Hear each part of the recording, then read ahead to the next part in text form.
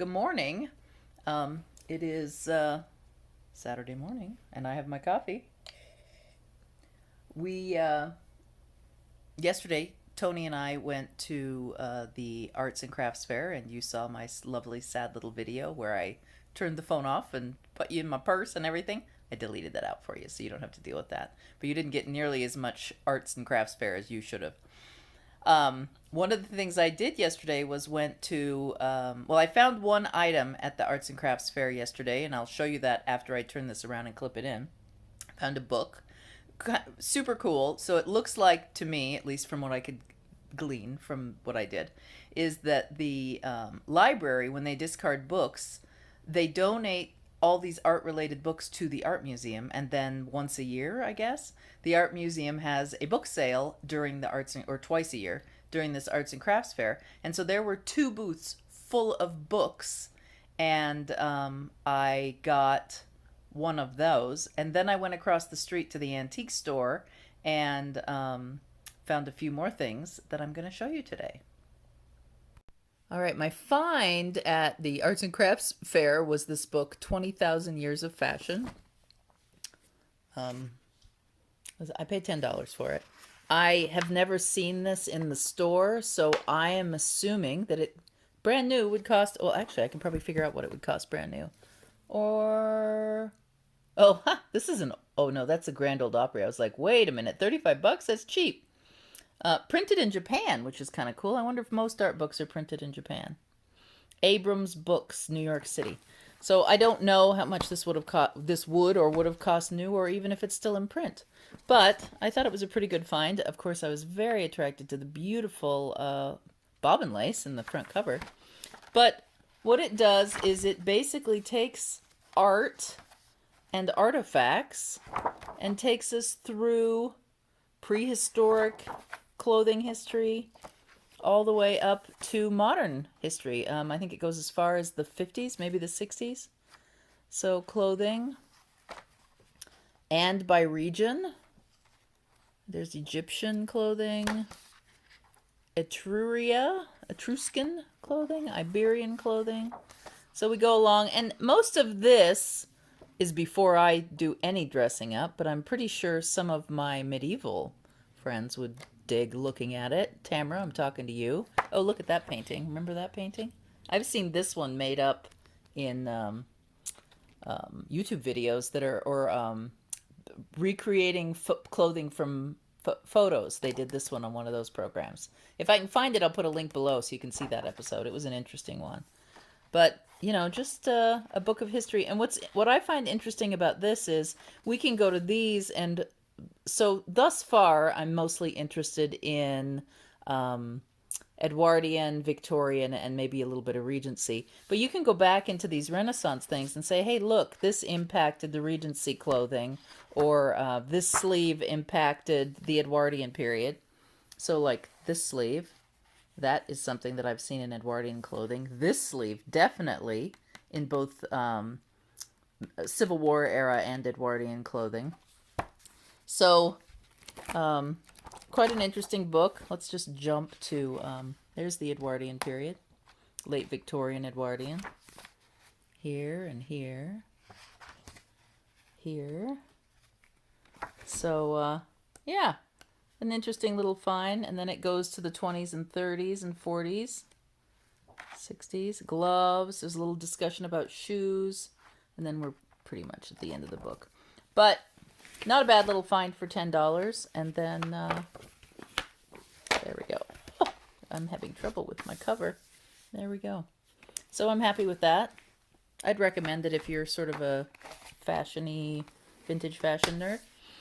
Especially if you can find it in a used bookstore area. Alrighty. The rest of these items came from the antique store that's near the museum.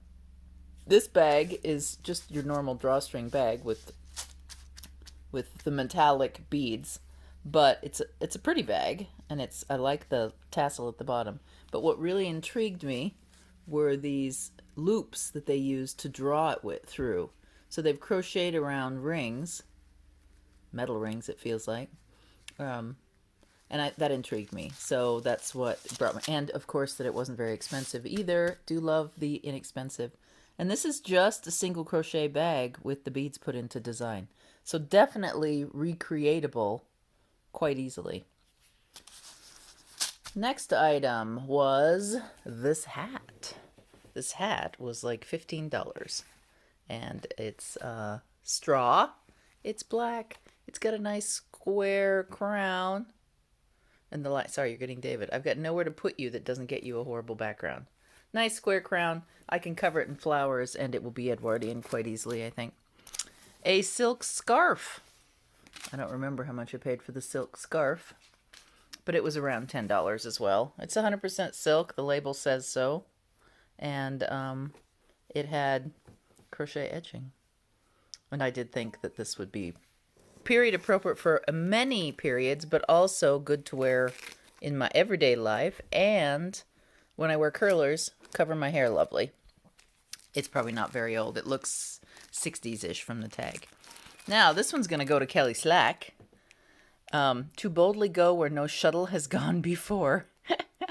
Tatting book not for beginners. Isn't that one hilarious? I have never seen that before, but I thought it was a pretty darn cool name. And I wish my mother-in-law was still tatting because I would send it to her. But as it is, she's not, I'm going to send it to Kelly. And then I found needlepoint book that has some lovely old 1950s designs. Look at that column. So just some interesting... and it came with the birds. You know me and my birds obsession. So I can use this for just flat out embroidery, but also do some needlepoint work with it. I did buy needlepoint canvas. Oh, and it explains the different canvases and stitches. So that was a cute little find. Another Tina level book, Tatting Butterflies. And I remember when I was in there 2 years ago, that these books were there, but I remember feeling like they were too expensive. And either the price came down or I had a different threshold this time. But just a whole bunch of different butterflies, but I do know that the butterfly is a nice... Every beginning tatting class I've either observed or been in has started with a butterfly. So I think I can do this. And then finally, the last find is America's Crochet Book by Gertrude Taylor. And I was going to skip over it.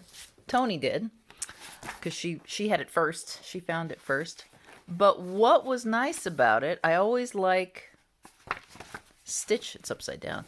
I always like stitch dictionaries, and this does provide that.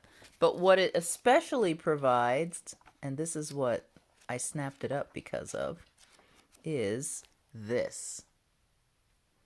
It talks about how to do slopers, but specifically how to translate your slopers into garments. And that is a lovely, lovely addition to one's knowledge. And given that the t-shirt is still sitting on the side waiting to have a sleeve done, I am super excited to find this information. How to stitch on the collars, how to do different facings. So this is very, very focused on garments and how you can translate your work into crochet. It also has a big section on the Afghan stitch and oh shoot, can't think of the name of it. The other kind of crochet that I'm now going to type into this video. And then medallions and how to piece squares into garments. So very, very interesting crochet book that was not very much money either. Don't remember. I think she took the tags off, so I'll never know because I'll forget. Anyway, good book if you can find it cheap somewhere. America's Crochet Book, Gertrude Taylor. So that's all for today. Just a quick one this morning. Come on, it's Saturday. I still have more conference sessions to watch, but they are being recorded. And then we're gonna take today off. We're gonna head off and go to the mall and look for a salt and pepper grinder, and then dink around as we do on a Saturday. For some reason, I don't feel like we've dinked around as much as we normally used to do in our summers. I call it summer down here. Even though it's winter for you, for the rest of the world, it's summer for us when we come to Tucson because it feels warm, it's comfy, we get to sit outside, and we just move at a little more relaxed pace in general, especially on the weekends. But I don't feel like we've done it this year, and I don't know, either we're getting stuff done and working too hard, or my view of what taking it easy is changing. Maybe it is. Anyway, or I keep coming up with stuff to clutter up my busyness, which is also highly possible. Hope you guys have a great day. I will see you probably tomorrow or on Monday. Bye.